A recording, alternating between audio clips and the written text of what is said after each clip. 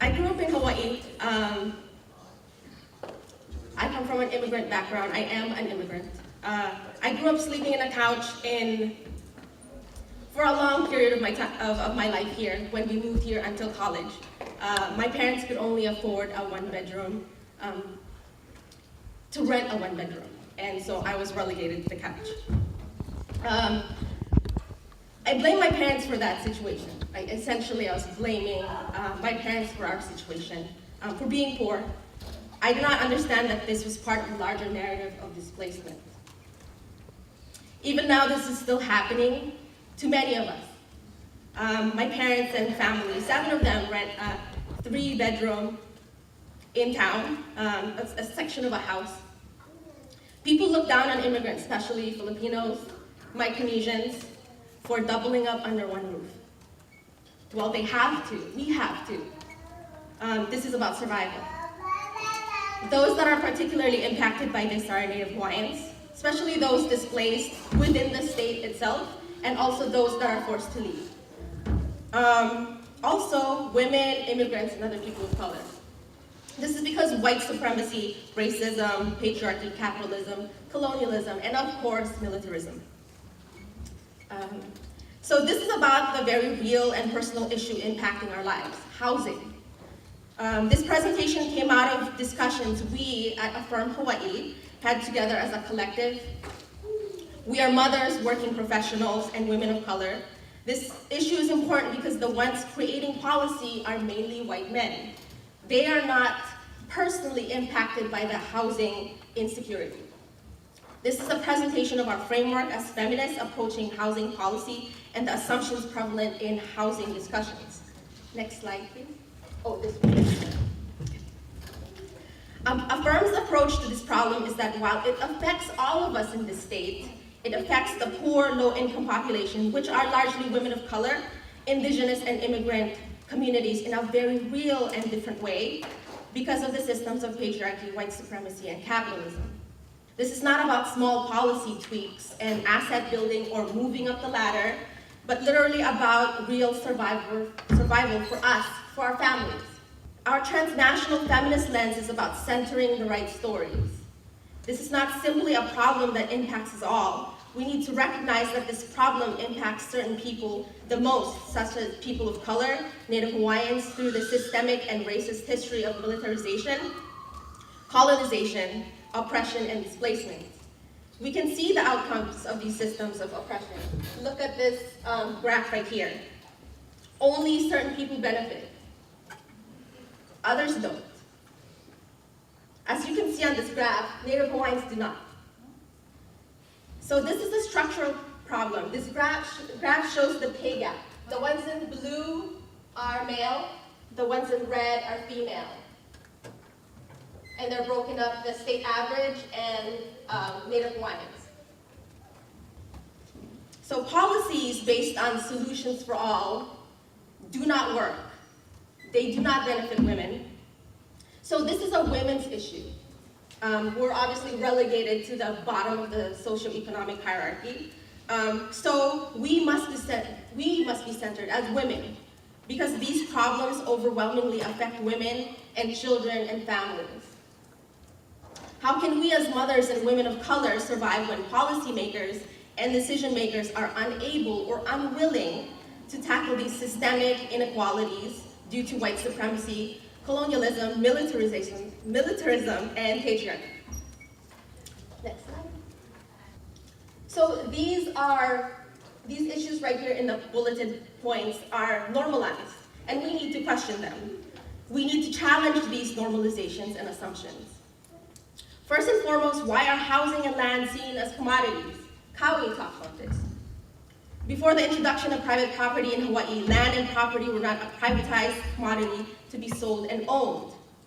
Secondly, when they talk about housing policy, they prioritize developers. They give them deference. They see them as experts because they are developing housing. On the other hand, community voices are largely ignored.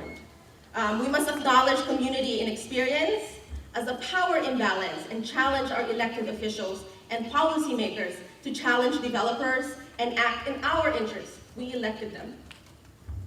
Assertions made by developers should be questioned and proved with evidence, not just rhetoric. So these are developer myths and jargon. To further the power imbalance, these are jargon and myths that we feel the community must and need to be educated about. And policymakers need to question these as well. These are ways in which they keep us out from the discussion. These keep us uninformed, and these intimidate us. So affordable definition. Affordable housing developers receive government subsidies, incentives, streamlined processing, exemptions from environmental review, and many other perks to build affordable housing. Our state and county has the power to determine what is called affordable. They set the definition. Hawaii has a definition of affordable that is so high that developers can create housing that can target people at these insanely high incomes and still qualify for subsidies and incentives. We know this from our own lives. Affordable housing is unaffordable. We need to question if these definitions of affordable are realistic. We know that they do not make sense for our community. State and county policymakers can change this and demand that developers who get these incentives target those who really need housing at appropriate, affordable incomes. The next one is trickle-down housing.